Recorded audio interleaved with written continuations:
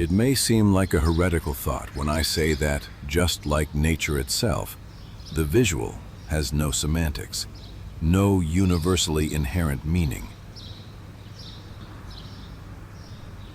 At least not in the sense in which we use that term with regard to spoken or written language.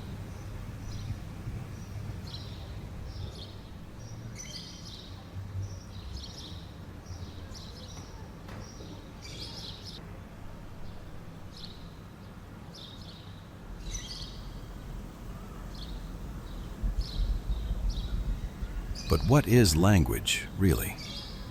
What is required for something to be considered a language? What makes language meaningful in the first place?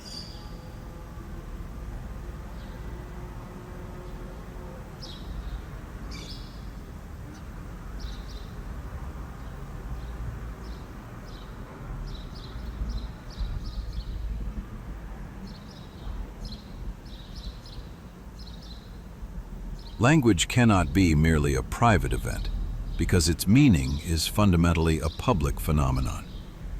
Language is a social activity. Its meaning is not grounded in inner experiences, but in its use.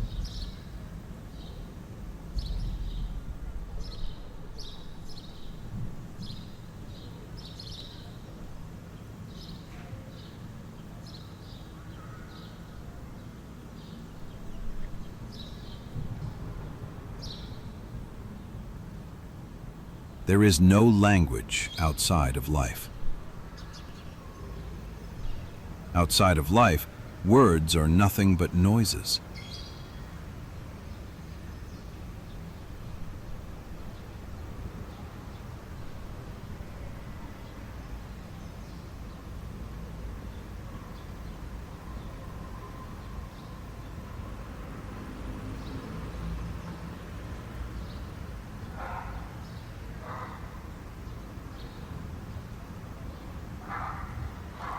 On the other hand, a completely private language cannot meaningfully exist.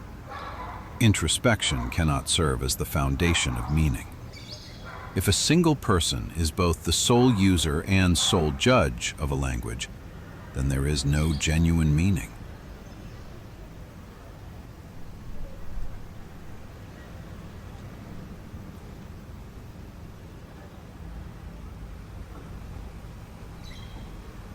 If the meaning of a word is entirely private, then that word is not part of a shared language. In fact, it is meaningless.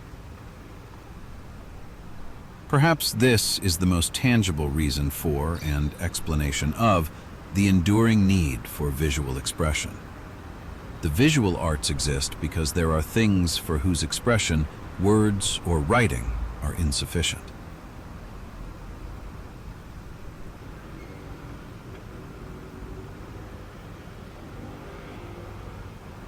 Private investigation is an experiment that attempts to condense within itself the fundamental conflict between the verbal, the logical, the comprehensible, and the nonverbal, the unsayable, the intuited. The contradictions between metaphorical and practical modes of thought, as well as the illusion that these oppositions might be reconciled.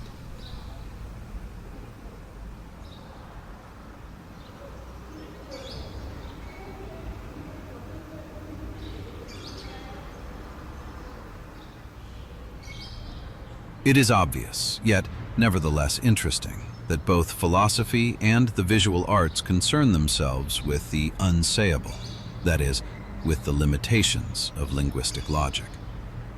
Continuously and in every respect, they demonstrate that the unsayable exists.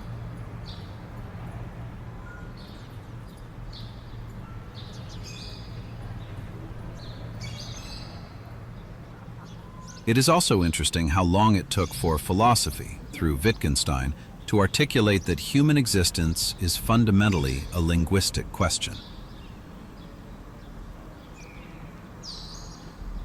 Everything begins with language, and ultimately returns to it.